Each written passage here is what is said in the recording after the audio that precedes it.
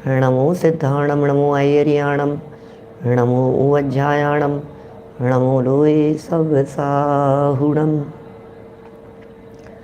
वंदे तो सब सिद्धे ध्रुवमचल मनोमम गदिं पते वोचामि समय पाहुड़ ऋणमो सुध केवली भणिदम।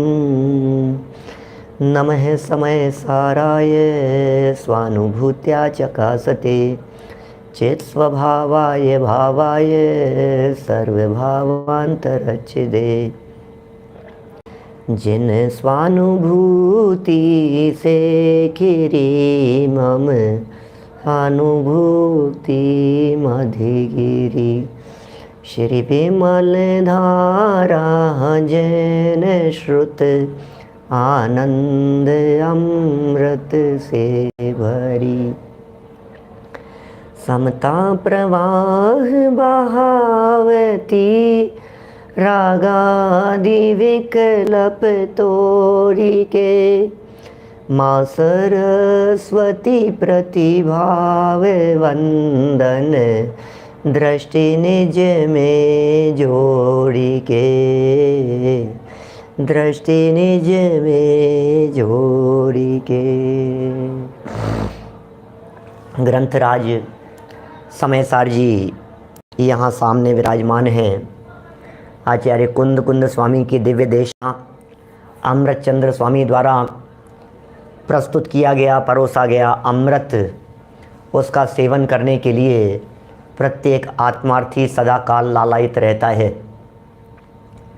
सम्यक दर्शन का क्या विषय है, सम्यक ज्ञान माने ज्ञान की चर्चा, ये दोनों चर्चाएं कर लेने के उपरांत 16वीं गाथा में चारित्र की चर्चा की, माने दर्शन ज्ञान चारित्र के सेवन करने की बात कही। हे भव्य जीवों, दर्शन ज्ञान चारित्र का सेवन करो, आत्मा का सेवन करो। दर्शन ज्ञान और चारित्र ये तीनों अलग अलग नहीं हैं, ये तीनों मिलकर के एक आत्मा ही है। दर्शन माने दर्शन नहीं आत्मा, ज्ञान माने ज्ञान नहीं आत्मा, चारित्र माने चारित्र नहीं आत्मा। आप सोचिए, कल्पना कीजिए, हाथ पकड़ने पर हाथ नहीं पकड़ा जाता है, व्यक्ति पकड़ा जाता है। ऐसे ही ज्ञान पकड़ने पर ज्ञान नहीं पकड़ा जाता, ज्ञायक पकड़ा जाता है। अंग को पकड़ने पर अंगी अपने आप पकड़ में आ जाता है। दर्शन ज्ञान चारित्र ये अंग हैं, इन अंगों को पकड़ने पर ये जिसके अंग हैं वो ज्ञायक पकड़ में आना चाहिए। यहाँ दर्शन ज्ञान चारित्र दिखाना प्रयोजन नहीं है, यहाँ दर्शन ज्ञान चारित्र के माध्यम से ज्ञायक दिखाना प्रयोजन है। आपको लगेगा पिछली गाथाओं में बार बार उन सब का निषेध किया गया और फिर यहाँ दर्शन ज्ञान चारित्र के सेवन की बात कर रहे हैं कि भैया व्यवहारी जनों को व्यवहार की भाषा में कहा जाता है, अज्ञानियों को अज्ञान की भाषा में कहा जाता है। भाषा है इस तरह की कि आप दर्शन ज्ञान चारित्र का सेवन कीजिए, लेकिन वास्तव में दर्शन ज्ञान चारित्र का सेवन नहीं, सेवन तो दर्शन ज्ञान और चारित्र इनसे जो अभेद अखंड है उसका ही सेवन करना है।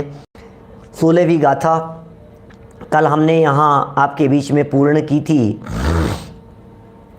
और उसी चर्चा को एक प्रकार से उपसंहार करते हुए 3 कलश दिए हैं। ये पंडित जी 4 दिए हैं कि मैं इसलिए कह रहा हूँ कि 3 इसका उपसंहार करते हुए दिए हैं और चौथा कलश आगामी गाथा की उत्थानिका देते हुए लिखा है। 16वीं और 17वीं गाथा के बीच में 4 कलश आए हैं और उन 4 कलशों में से पहले में चर्चा की है प्रमाण की, फिर दूसरे में चर्चा की है व्यवहार की और तीसरे में चर्चा की है निश्चय की। और वैसे चौथे कलश की यदि अपन बात करें 19 नंबर के कलश की, तो वहाँ जाकर के उन्होंने चर्चा की है, बोले विकल्प मत करो इनके, निश्चय से ऐसा है, व्यवहार से ऐसा है, प्रमाण से ऐसा है, इस नए से ऐसा, इस नए से ऐसा। बोले विकल्प करने की जरूरत नहीं है। ये मार्मिक चर्चा 19 नंबर के कलश में की है। बातें बस छोटी छोटी सी है, इसलिए देखिए आज संभवतः शायद ये तीनों चारों कलश अपने संपन्न हो जाएं। कल से मन है 17वीं 18वीं गाथा पर चलने का। क्या बहुत महत्वपूर्ण गाथा है 17वीं 18वीं गाथा, वो भी जैनागम की महत्वपूर्ण गाथाओं में से है। 16 नंबर का कलश पेज नंबर 50 पर, 50 नहीं शायद आपकी पुस्तकों में कुछ और नंबर होगा मेरे ख्याल से, शायद कुछ नंबर अलग होना चाहिए। देखिए मैं दिखाऊं आपका,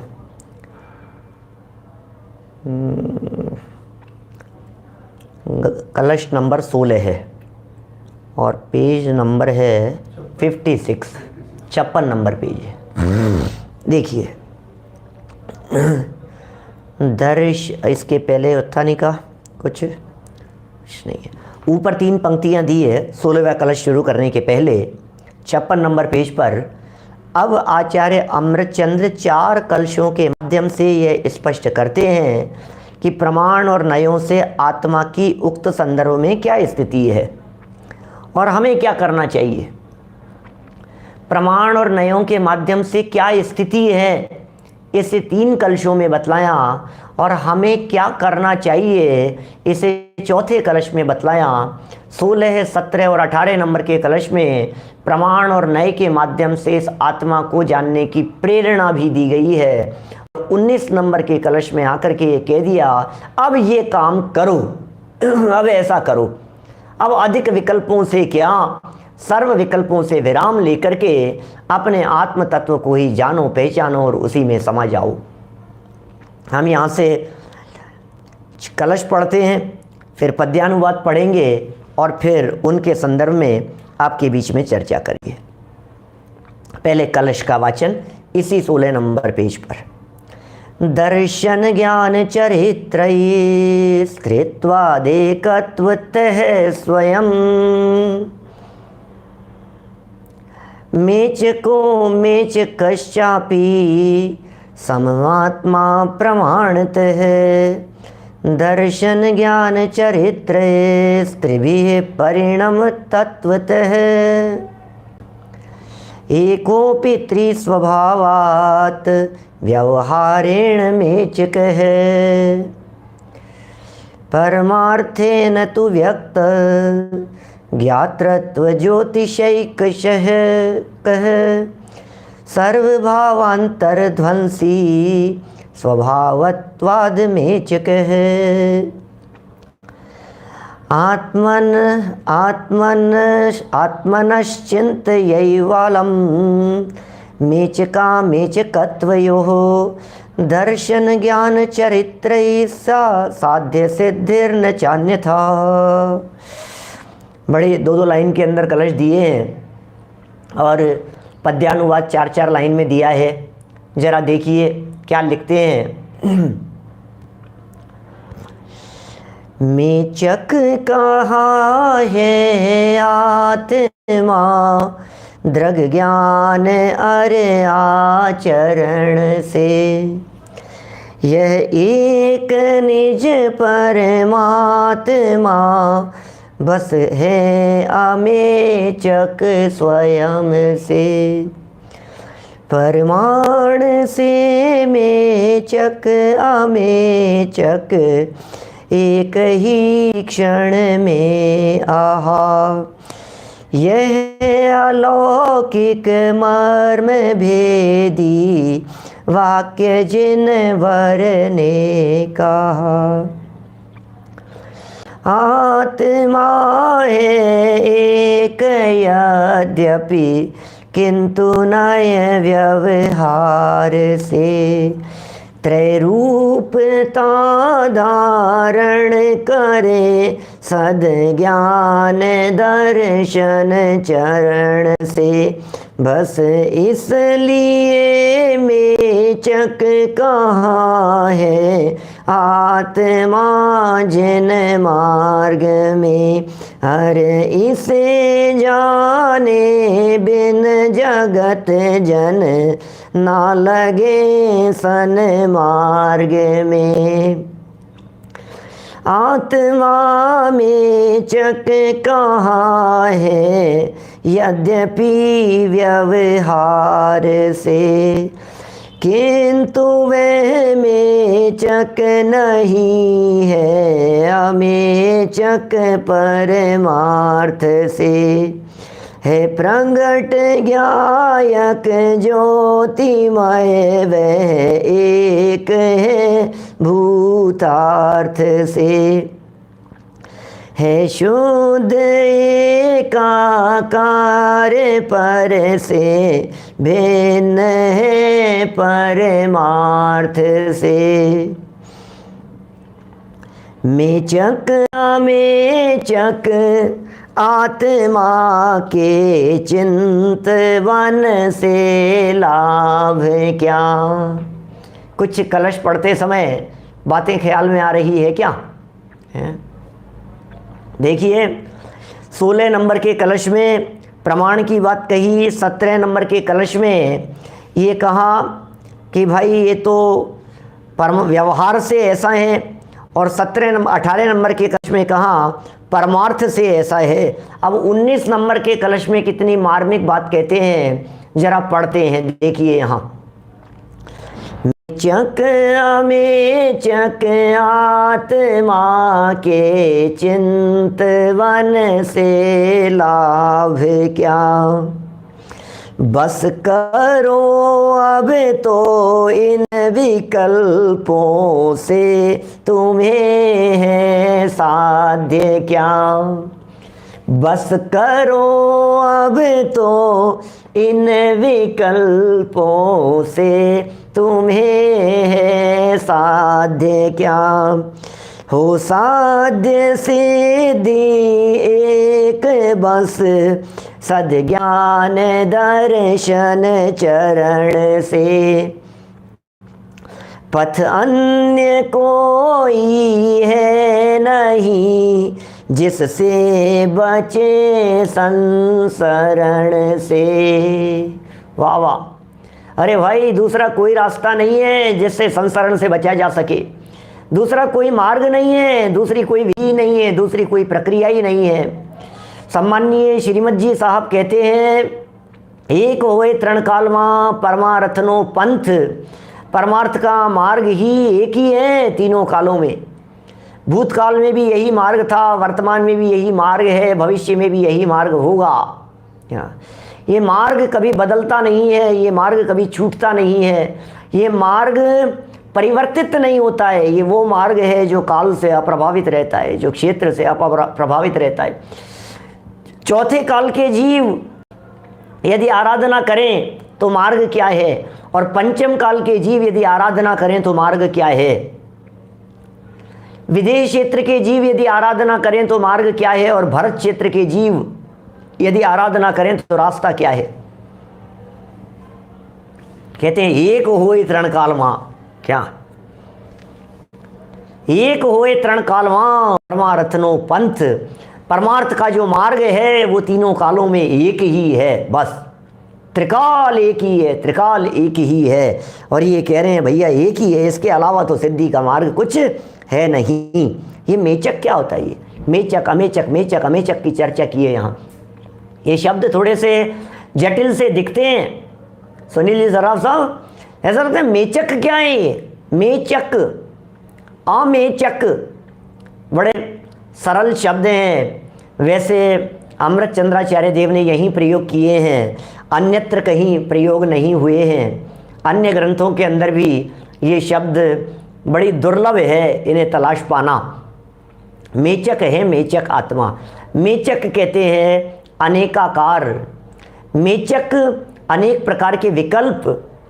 मेचक माने अशुद्धता, मेचक माने भेद, सबके लिए मेचक शब्द का प्रयोग किया है। मूल शब्द का अर्थ अनेकाकार है मेचक, और अमेचक ये आत्मा मेचक है माने अनेक आकार है, और यह आत्मा अमेचक है, माने एक आकार है। क्या माने यह आत्मा मेचक भी है और अमेचक भी है। मेचक कहकर के भेद भी लिए हैं, मेचक कहकर के मलिनता भी ली है, अशुद्धता भी ली है, और मेचक कहकर के विकल्प भी लिए हैं। और ये ज्ञायक भगवान आत्मा एकाकार भी है, शुद्ध भी है, और भेद रूप भी नहीं है, अभेद भी है। देखिए क्या लिखते हैं यहाँ, मेचक कहा है आत्मा दृग ज्ञान और आचरण से, दर्शन से, ज्ञान से, चारित्र से अनेकाकार। कभी दर्शन वाला दिखता है, कभी ज्ञान वाला दिखता है, कभी चारित्र वाला दिखाई देता है। यह एक निज परमात्मा बस है अमेचक। ये जो निज परमात्मा है, ये निज परमात्मा तो अमेचक है, माने इस निज परमात्मा में भेद नहीं है, इस निज परमात्मा में विकल्प नहीं है। प्रमाण से देखिए ये कह दिया दर्शन ज्ञान चारित्र से मेचक है, बराबर, और लेकिन निज परमात्मा स्वयं से अमेचक है। ध्यान दीजिएगा, दर्शन ज्ञान चारित्र से मेचक है, अपने स्वभाव से यह आत्मा अमेचक है, लेकिन प्रमाण से देखो तो मेचक और अमेचक एक ही क्षण में है। ओहो, कौन कहे इस तरह की बात कि यह आत्मा मेचक भी है और यही आत्मा अमेचक भी है। दुनिया में कौन इस तरह की बात कह सकता है? हे सर्वज्ञ परमात्मा, आपके अलावा इस तरह की बात कहने की सामर्थ्य दुनिया में किसी में नहीं है। समंतभद्र स्वामी ने निर्णय किया सर्वज्ञता का, और सर्वज्ञता के निर्णय में बहुत महत्वपूर्ण तर्क दिया। सैत्वमे वासी निर्दोषो युक्ति शास्त्र विरोधी वाक अविरोधो यदिष्टम ते प्रसिद्धेन न बाध्यते। ओहो, हे भगवान क्या लिखते हैं? वे लिखते हैं सैत्वमे वासी, सैत्वम एवसी, वो आप ही हो भगवान, वो आप ही हो। सैत्वमे वासी निर्दोषो, हे निर्दोष परमात्मा यदि कोई है तो आप ही हो। कि तुमने कैसे पहचान लिया कि मैं निर्दोष परमात्मा हूँ? ने कैसे पहचाना? कि आपके युक्ति और शास्त्रों से, आगम से आपके वचन बाधित नहीं होते, प्रत्यक्ष आदि प्रमाणों से आपके वचन बाधित नहीं होते। क्या कह रहे हैं साहब? हृदय मोहन जी साहब फिरोजाबाद से ये क्या लिख रहे हैं? ये कह रहे हैं हे भगवान आपकी वाणी, क्योंकि वाणी से पकड़ में आ जाता है ये पेड़ के ऊपर बैठी हुई कोयल है या कौवा है। कैसे पकड़ में आएगा? कैसे पकड़ेंगे आप? ये जो सामने दिखाई दे रही है कोयल या कौवा, दोनों फोटो खींचने पर एक जैसे दिखाई देते हैं, लेकिन जैसे ही वाणी निकलती है वैसे ही पता लग जाता है। भाई साहब, ये जवान क्या कहेंगे, दुकान का शटर है, शटर ऊपर होते ही पता लग जाता है दुकान में माल क्या है, और ये जवान का ताला खुलते ही पता लग जाता है अंदर में माल क्या है। जिसकी जैसी वाणी होती है, जिसका जैसा जवान होती है, उस जवान से अंदर का व्यक्तित्व पकड़ में आता है। आपकी वाणी से आपका व्यक्तित्व पकड़ में आएगा। कोयल और कौवे की पहचान उसकी वाणी से होती है। इसी तरह से जिसकी वाणी जैसी है उससे पहचान हो जाती है। हे प्रभु, आपकी स्यादवादमयी वाणी को देख करके पहचान होती है कि आप ही ऐसे परमात्मा हैं जो एक ही समय में वस्तु को मेचक और अमेचक दोनों प्रकार के कह रहे हैं। प्रमाण से यदि देखो, प्रभु आपका ज्ञान प्रमाण ज्ञान है। आप यदि प्रमाण की दृष्टि से देखते हैं तो वस्तु का स्वरूप मेचक अमेचक नजर आता है। मेचक माने भेद रूप भी नजर आता है और अमेचक माने अभेद रूप भी नजर आता है। मेचक माने विकल्प रूप भी है और अमेचक माने निर्विकल्प रूप भी है। मेचक माने अनेक आकार है, विविध आकार है, विविध प्रकार के गेयों के आकार वाला दिखाई भी देता है, और गेय के आकारों से निरपेक्ष ऐसा एकाकार ये ज्ञायक स्वभाव दिखाई देता है। देखिए क्या लिख रहे हैं, प्रमाण से मेचक अमेचक एक ही क्षण में, आहा, एक ही क्षण में। यह अलौकिक मर्म भेदी वाक्य जिनवर ने कहा। ये जिनेंद्र भगवान के द्वारा ये कोई मर्म भेदी वाक्य है, कुछ अलौकिक वाक्य है जो प्रभु के माध्यम से कह दिया गया। आत्मा है एक यद्यपि किंतु नए व्यवहार से, क्या आत्मा है एक यद्यपि आत्मा एक है किंतु व्यवहार नए से त्रय रूपता धारण करे सद्ज्ञान दर्शन चरण से। सम्यक दर्शन, सम्यक ज्ञान और सम्यक चारित्र से ये तीन रूपता धारण करता है। बस इसलिए मेचक कहा है। ये अलग अलग शक्लों में दिखाई देता है। कभी देखते हैं, अरे श्रद्धा की दृष्टि से देख सम्यक दृष्टि नजर आता है, ज्ञान के नजरिए आत्मा सम्यक ज्ञानी नजर आता है। चारित्र के एंगल से देखते हैं तो वही आत्मा हमें चारित्रवंत नजर आता है। आत्मा वही है। आप दर्शन के एंगल से देख रहे हैं, आप ज्ञान के एंगल से देख रहे हैं, या आप चारित्र के एंगल से देख रहे हैं, आप कौन से एंगल से देख रहे हैं। आप जिस एंगल से देखेंगे, जिस दृष्टिकोण से देखेंगे, आपको आत्मा वैसा नजर आएगा। अरे यदि आप द्रव्यार्थिक के चक्षु से देखेंगे तो आत्मा आपको नित्य नजर आएगा, पर्यायार्थिक के चक्षु से देखेंगे तो आत्मा आपको अनित्य नजर आएगा। आत्मा नित्य है कि अनित्य है, जैसे चश्मा लगा करके देखेंगे वैसा ही आत्मा दिखाई देगा। बस ये क्या कह रहे हैं, बस इसलिए मेचक कहा है आत्मा जिन मार्ग में, अरे इसे जाने बिन जगत जन ना लगे सन्मार्ग में।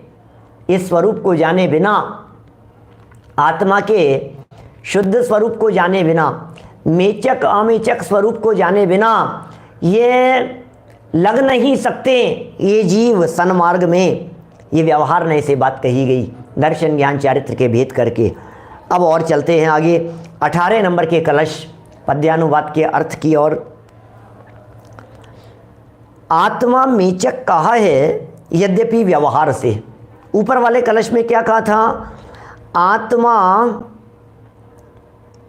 मेचक कहा है किंतु नए व्यवहार से। क्या नहीं, आत्मा एक है निश्चय से, लेकिन फिर भी यद्यपि निश्चय से एक है फिर भी व्यवहार से तीन रूप। इस कलश में क्या कह रहे हैं, यद्यपि तीन रूप हैं फिर भी परमार्थ से अमेचक है। बात बदल गई। 17वें कलश में और 18वें कलश में, दोनों कलशों में बात बदल गई भाई साहब। 17वें कलश के अंदर बात कही थी यद्यपि एक है लेकिन अनेकता धारण कर रहा है।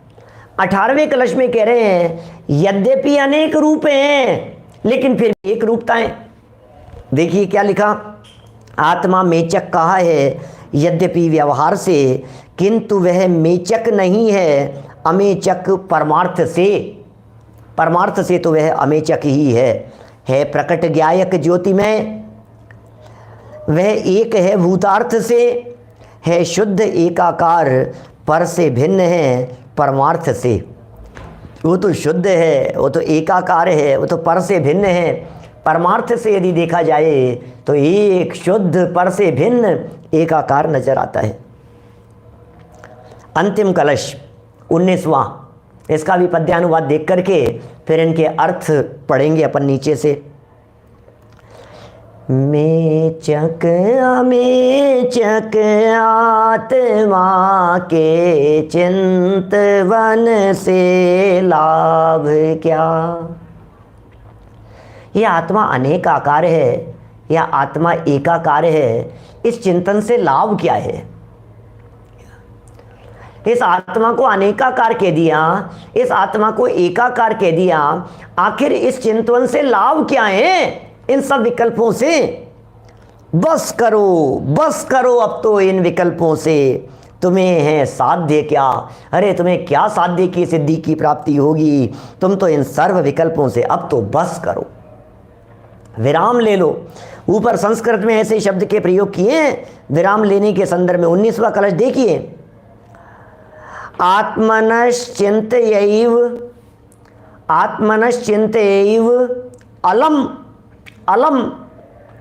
अलम का अर्थ होता है बस, अलम विराम, अलम माने बहुत हो गया, अब तो बस करो यार, बहुत हो गया, अब कहाँ उलझा रहे हो, बंद करो अब ये, इसका नाम है अलम। ओहो, ये क्या कह रहे हैं यहाँ पर, ये कह रहे हैं अलम, बस करो अब तो इन विकल्पों से तुम्हें है साध्य क्या, हो साध्य सिद्धि एक बस सद्ज्ञान दर्शन चरण से। क्या लिखा, हो साध्य सिद्धि एक बस सद्ज्ञान दर्शन चरण से, पथ अन्य कोई है नहीं जिससे बचे संसरण से, पथ अन्य कोई है नहीं जिससे बचे संसरण से। अनुवाद पढ़ता हूँ चारों कलशों का, एक ही पेज पर है, पढ़ते हैं, देखिए फटाफट, अभी पूरा हो जाएगा। यदि प्रमाण दृष्टि से देखें तो यह आत्मा एक ही साथ अनेक अवस्था रूप मेचक भी है।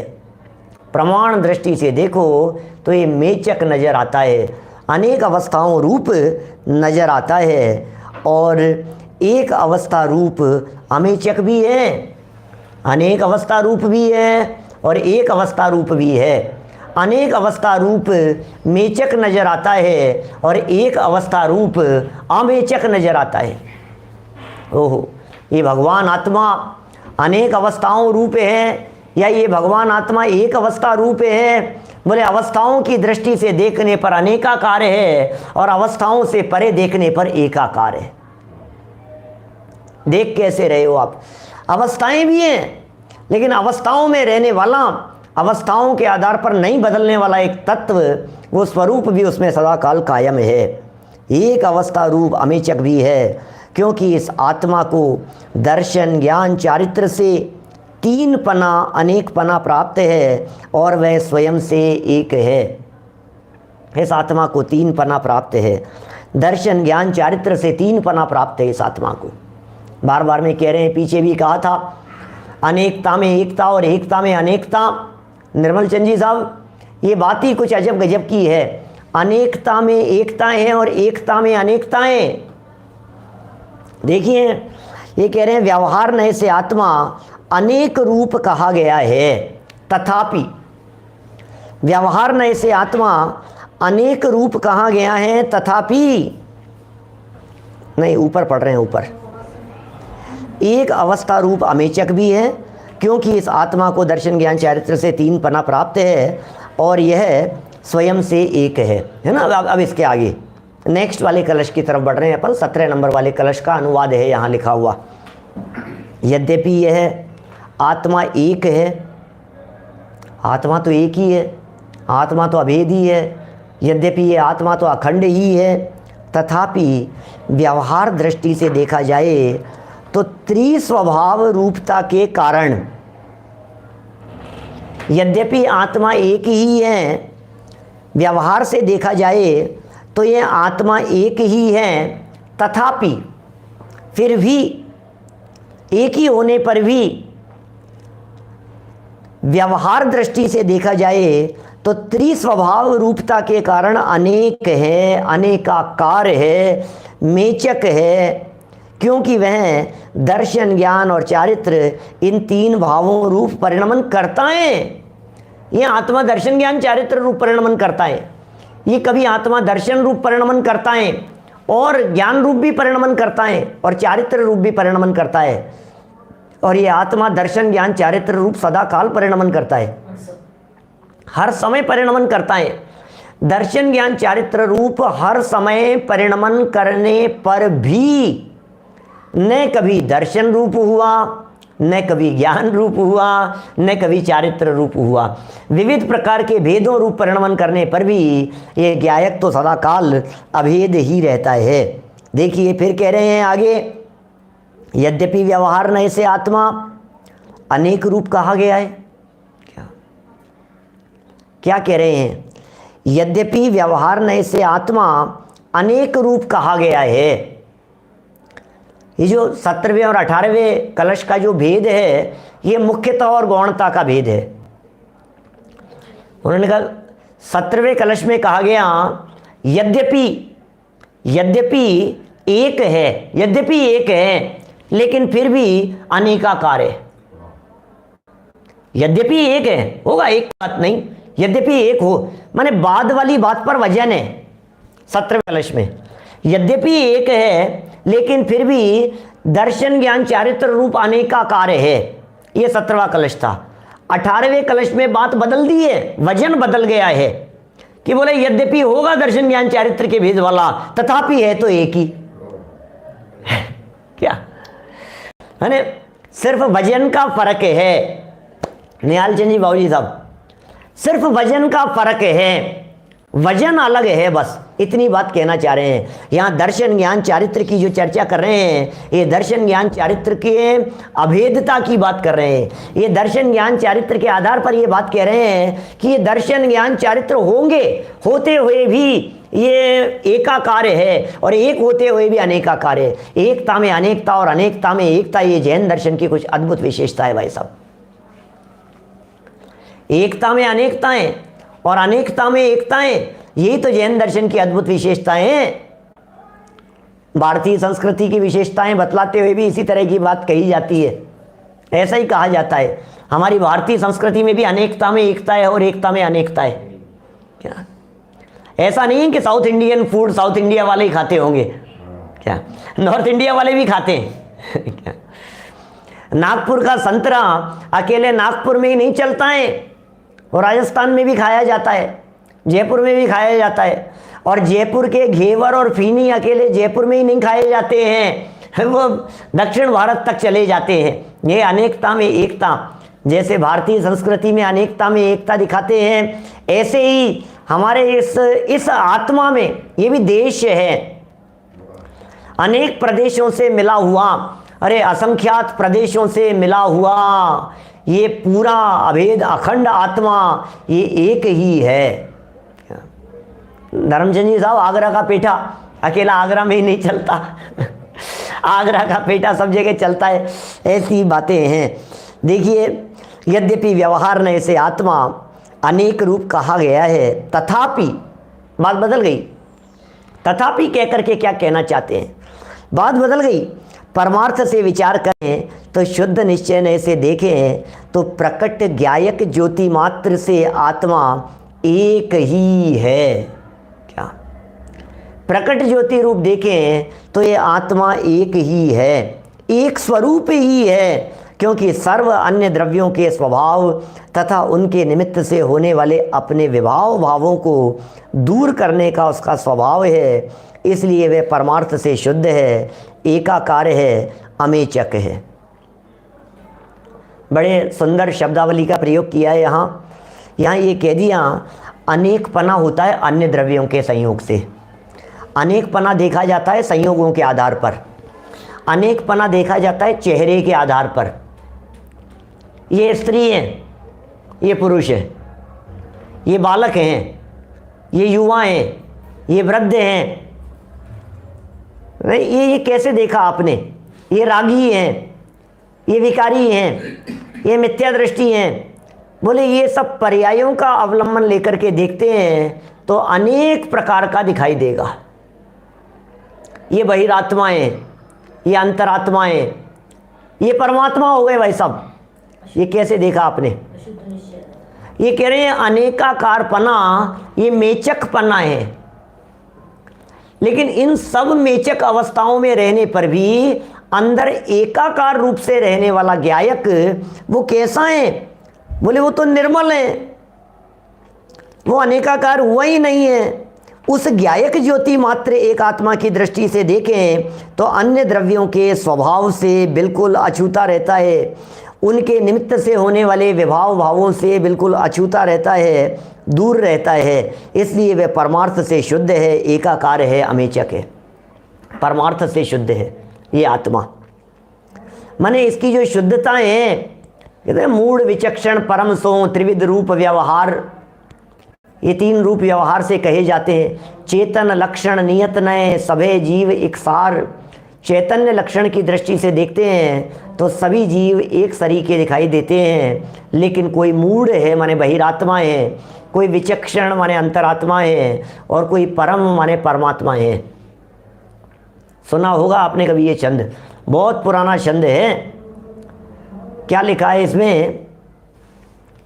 चेतन लक्षण नियत नए सवे जीव एक सार, चेतन लक्षण नियत नए निश्चय नए से, चैतन्य लक्षण, चेतन लक्षण नियत नए सवे जीव एक सार, और मूढ़ विचक्षण परम सो त्रिविध रूप व्यवहार। मूढ़ है, ये विचक्षण है, ये परम है, बोले त्रिविध रूप देखना ये व्यवहार है। चलिए ये बात हो गई 18 नंबर के कलश में। अब अंतिम 19 नंबर कलश की तरफ बढ़ते हैं। सर्वाधिक महत्वपूर्ण कलश है 19 नंबर कलश। क्या है कलश? कलश पढ़ लें क्या? पद्यानुवाद। मेचक अमेचक आत्मा के चिंतवन से क्या लाभ क्या, बस करो अब तो इन विकल्पों से तुम्हें है साध्य क्या, हो साध्य सिद्धि एक बस सद ज्ञान दर्शन चरण से, पथ अन्य कोई है नहीं जिससे बचे संसरण से। अब अनुवाद देखिए जरा, इसके अनुवाद में क्या कहते हैं। यह आत्मा मेचक है, यह आत्मा मेचक है माने भेद रूप है, अनेकाकार है, मलिन है। ओहो, क्या कहा? माने जो मेचक होता है ना, इस मेचक का मतलब क्या होता है? आप समझ लीजिए मेचक माने क्या है। अंतिम बार कह रहे हैं मेचक अमेचक की व्याख्या, फिर नहीं कहेंगे बार बार में। सुनिए मेचक माने क्या होता है, तो ये कह रहे हैं भेद रूप है, अनेकाकार है और मलिनता है। मेचक शब्द का अर्थ अनेकाकार भी होता है, मेचक शब्द का अर्थ भेद रूप भी होता है, और मेचक शब्द कहकर के मलिनता भी बताना चाहते हैं। इस आत्मा को मेचक कहा है। कैसे कहा है मेचक? अनेकाकार है ये आत्मा। ये आत्मा को देखो तो भेद रूप दिखाई देता है, दर्शन ज्ञान चारित्र के भेदों में बटा हुआ दिखाई देता है। समय सार 7वीं गाथा इसी की करेंगे चर्चा, और 7वीं गाथा की भी। देखिए क्या लिख रहे हैं यहाँ पर, यह आत्मा मेचक है, भेद रूप अनेकाकार है, मलिन है। ये 3 बातें हो गई मेचक में। अथवा अमेचक है, अभेद रूप है, एकाकार। अमेचक माने क्या है? अभेद, एकाकार है। ऐसी चिंता से अब बस हो लो। ये क्या कह रहे हैं? तीन बातें कह दी मेचक पने में, 3 बातें कह दी अमेचक पने में। मेचक पने में कह दिया भेद रूप है, अनेकाकार है और अशुद्ध है। भेद रूप, अनेकाकार, अशुद्ध। अब कह रहे हैं अभेद रूप, एकाकार और शुद्ध। तो भेद रूप है या अभेद रूप है, अनेकाकार है या एकाकार है, अशुद्ध है या शुद्ध है। तो ये कह रहे हैं इन विकल्पों से आप विराम ले लो, ये विकल्प मत करो। आप अनुभव करने के लिए ये विकल्प मत करो। ये कह रहे हैं ऐसी चिंता से बस हो। इस प्रकार के अधिक विकल्पों से कोई लाभ नहीं है, क्योंकि साध्य आत्मा की सिद्धि तो दर्शन ज्ञान और चारित्र इन भावों से ही होती है, अन्य प्रकार से नहीं। ये नियम है। दर्शन ज्ञान चारित्र की सिद्धि दर्शन ज्ञान चारित्र भावों से आत्मा की सिद्धि होती है। माने दर्शन ज्ञान चारित्र से आत्मा पकड़ में आता है, दर्शन ज्ञान चारित्र के माध्यम से तो आत्मा ही दिखाया जाता है। इसलिए दर्शन दिखाने पर दर्शन मत देखना। जैसे वो हाथी की सूंड दिखने पर पूरा हाथी दिख जाता है ना, क्या समझ में आ रही है बात?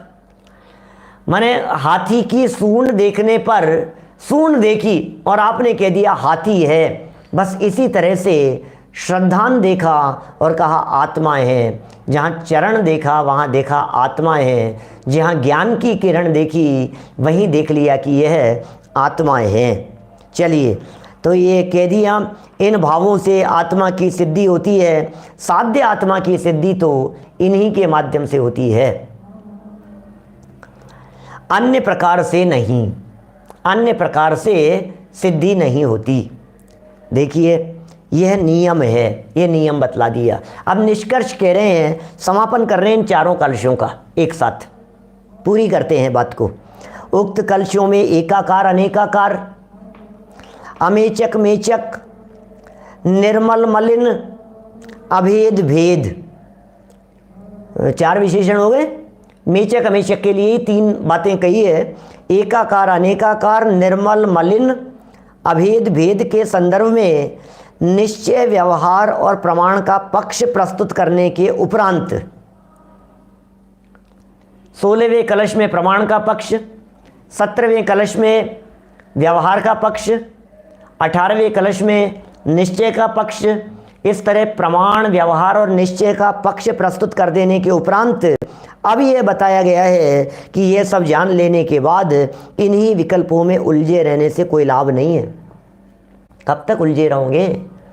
आत्मा कैसा है, आत्मा ऐसा है, आत्मा ऐसा है, आत्मा ऐसा है, दर्शन ज्ञान चारित्र के भेदों में बांट बांट करके देखोगे, कब तक देखते रहोगे ऐसे? अब तो आत्मा को देखो। कब तक देखोगे प्रदेशों के भेदों में? कब तक देखेंगे नित्य और अनित्य? कब तक देखेंगे विविध प्रकार के विकल्पों में? अब तो आत्मा को देखो, क्योंकि साध्य की सिद्धि, क्या लिखा? ये सब जान लेने के बाद इन्हीं विकल्पों में उलझे रहने से कोई लाभ नहीं है, क्योंकि साध्य की सिद्धि अतीन्द्रिय आनंद की प्राप्ति इन विकल्पों से प्राप्त होने वाली नहीं है। हे भव्य जीवों, यदि अतीन्द्रिय आनंद की प्राप्ति करनी है क्या, तो आत्मा रागादि पर्यायों से मलिन है, ये मत देखो। आत्मा निर्मल पर्यायों से पवित्र है, ये मत देखो। राग की मलिनता भी देखने योग्य नहीं है, और सम्यक दर्शन ज्ञान चारित्र की निर्मलता भी देखने योग्य नहीं है।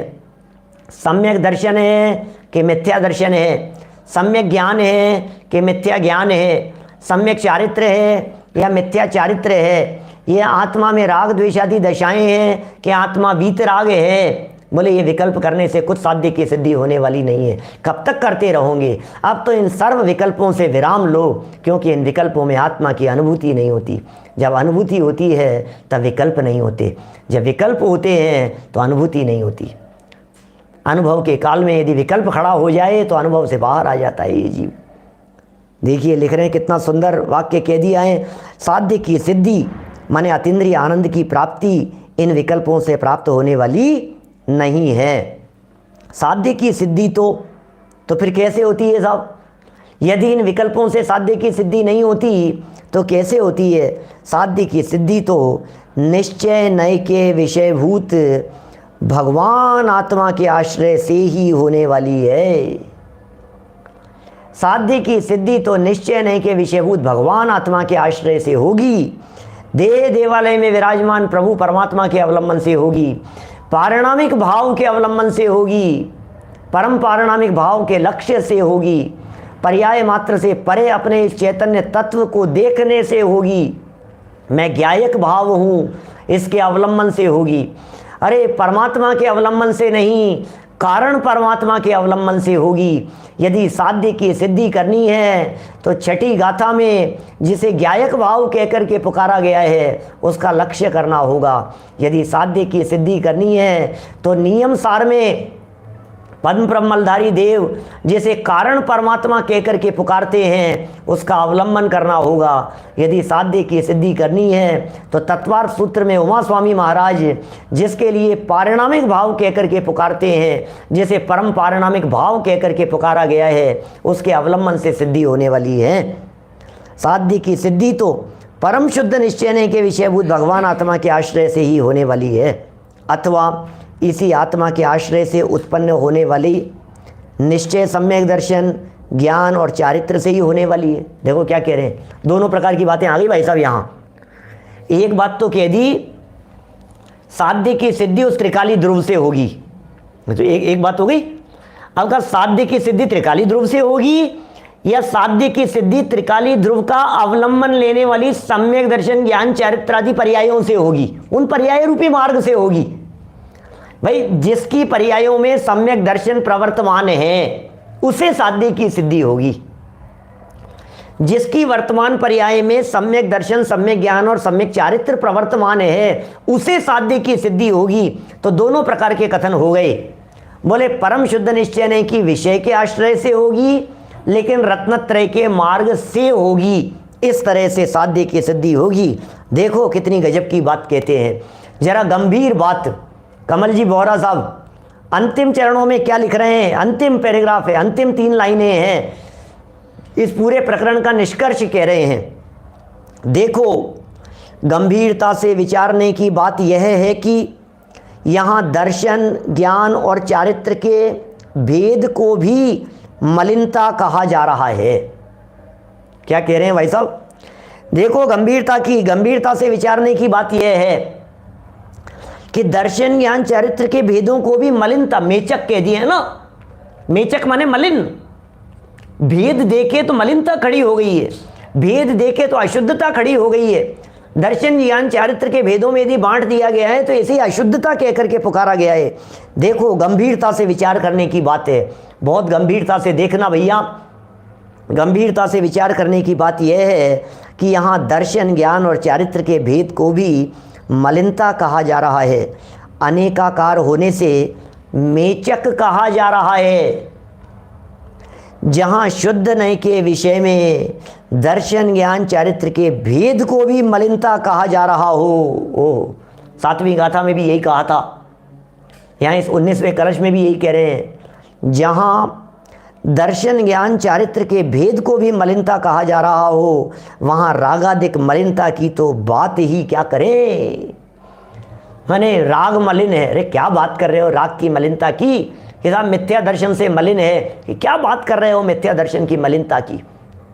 यहाँ मिथ्या दर्शन की मलिनता की बात नहीं है, यहाँ मिथ्या ज्ञान, मिथ्या चारित्र की मलिनता की बात नहीं है।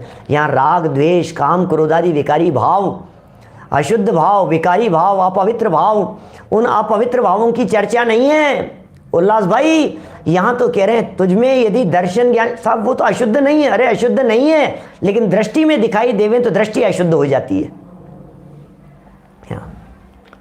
दृष्टि में यदि वो दिखाई देवे, खीर में ये सारी चीज़ें मिली हुई है अनेक प्रकार की, लेकिन खीर में अनेक प्रकार की वस्तुएं मिली हुई होने पर यदि वे दृष्टि में आ जाती हैं तो खीर का आनंद चला जाता है।